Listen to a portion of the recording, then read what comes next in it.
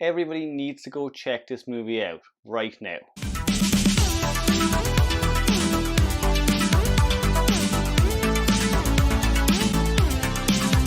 Hey there guys, and welcome back to the channel. So Happiest Season is a 2020 romantic comedy film centering around the holidays. Now the movie is actually directed by Clea DuVall, who for me personally, for some reason growing up, I was obsessed with any movie that she was in. So she was in The Faculty, she was in Girl Interrupted, she was in But I'm a Cheerleader. So I was interested to see what she would do behind the camera. And I gotta say guys, I had a blast with this movie. I thought it was quite endearing, it was quite heartwarming, but it's also very funny. The film follows a young woman who plans to propose to her girlfriend while she's at her family's annual Christmas party. Now she soon discovers her partner hasn't actually come out to her conservative parents. So most of the movie centers around both of these characters trying to conceal the secret in hilarious ways. What I love about this movie is we have an LGBT romantic comedy. We have a lesbian romantic comedy, particularly around Christmas. So it's a holiday movie on top of it.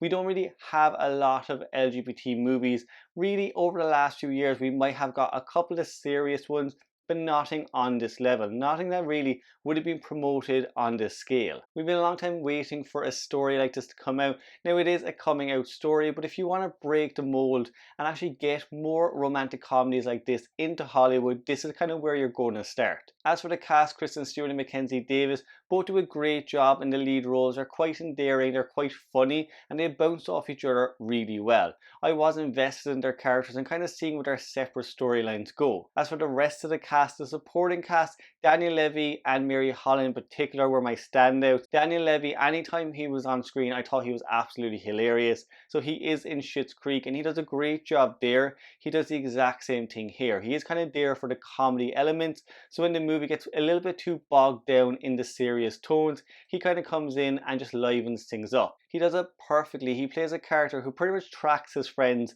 throughout the entire movie, and he's also pet sitting and just killing animals left, right and center. He's a great character in the movie, and as I said, he just provides some comedy and some relief when you get to those more serious tones. As for Mary Holland, she actually co-wrote the script. Her character Jane is my favorite character in the entire movie. She comes across as this kind of wacky, crazy character, but really in the end she's probably as sane as the rest of them, if not more. I thought she was a great character. I thought again she was quite endearing, but she was so funny throughout the whole movie. I loved her character and I wanted to see more of her. Of course she is only in a supporting role, but I could have watched the entire movie about Jane. As for the rest of the cast, there's a lot of great comedy actors in here.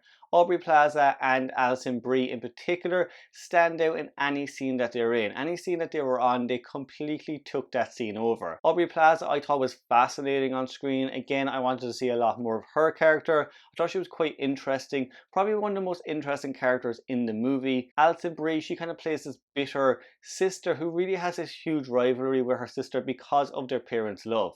I did feel sorry for her character throughout the movie, but she also played that kind of villainous role quite well. The family in this are also quite dysfunctional and crazy. For me, I love a good dysfunctional family, and they are bonkers mad. All of the characters, as I said, have their own little storylines. They all have their reasons for being dysfunctional, and it does all come together towards the end of the movie. Honestly, the cast is so huge in this one that I'd actually be here forever if I was to talk about all of them. There's just a lot of great performances and a lot of great comedy actors. As for the plot, I enjoyed it. I thought it actually moved at quite a nice pace throughout the movie. As I said guys, it is this coming out story, but it's also a very familiar story overall. It reminded me of movies like Meet the Parents, where these characters are all hiding these different secrets. I thought there were definitely a lot of kind of romantic comedy cliches. There were a lot of Christmas cliches as well, but I didn't mind it. It actually came across as more comforting than cliches. It was something you knew and you thought was endearing, and it pulled you into the movie. At the same time, the movie is quite literal,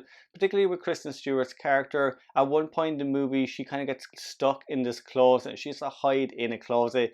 It was a little bit too in your face at times. I didn't mind it though too much because the rest of the movie was so good. The movie does have a lot of plot points. It has a lot of characters to juggle, but Clea DuVall and Mary Holland pull it off really well. At the end of the movie, all the kind of plot points tend to come together and it is tied up in a really good way.